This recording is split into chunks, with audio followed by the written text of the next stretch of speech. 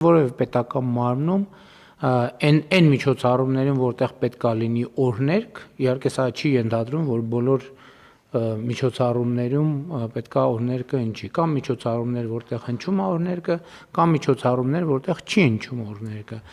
Բոլոր միջոցառումներում, որտեղ պետքա հնչի օրհներգը պետքա հնչի կենդանի կատարմամբ։ Սա նշանակում է մի շարք գերատեսչություններ ունեն նվագախմբեր, երգչախմբեր, նրանք ովքեր չունեն նվագախմբեր եւ երգչախմբեր, թող հրավիրեն նվագախմբեր եւ երգչախմբեր, որպեսզի նրանք այդ կատարեն,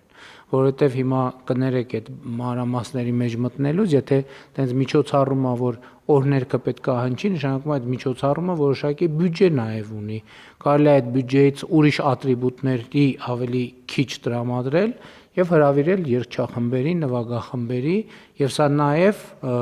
ամենևին էլ երկրորդական չեմ համարում, նաեւ որոշակի ֆինանսական հոսքերի վերաուղում է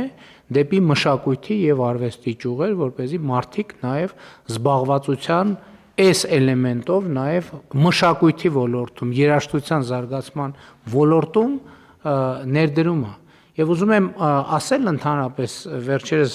առիթ ունեցել եմ խոսելու այն երկրներում, որտեղ երաժշտական մեծ եւ համաշխարհային նշանակության ժառանգություն է ձևավորվել, երբ որ այդ երաժշտության զարգացման պատմությունը ուսումնասիրում ես, գնում ես հանգում ես պետական եւ ոչ միայն պետական արարողակարգային միջոցառումների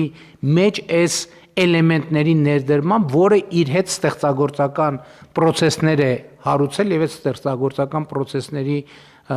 բերումով նաեւ մշակույթը, արվեստը, երաժշտությունը զարգացել է։ Մնացած դեպքերում, որը չի վերաբերվում, ել չեմ ասում, որ իսկ ինչի չեն կարող պետական երբ որ մանկապարտեզների եւ դպրոցների դեպքում ասում են, որ կարող են կատարել, կարող են լինել նաեւ պետական հիմնարկներում կարող են նույնպես խմբեր լինել, երգչախմբեր լինել, որոնք կարող են պետական օրհներգը կատարել եւ դա կարծում եմ շատ գեղեցիկ կլինի, իհարկե այդտեղ մի քիչ երգելու ընդունակության եւ տաղանդի հարց կա, բայց այս էլ մի հարց է, որը կարծում եմ եւս մի հետաքրքիր էլեմենտ կմտնի պետական համակարգում աշխատելու երբեմն միօրինակ առօրյայի մեջ։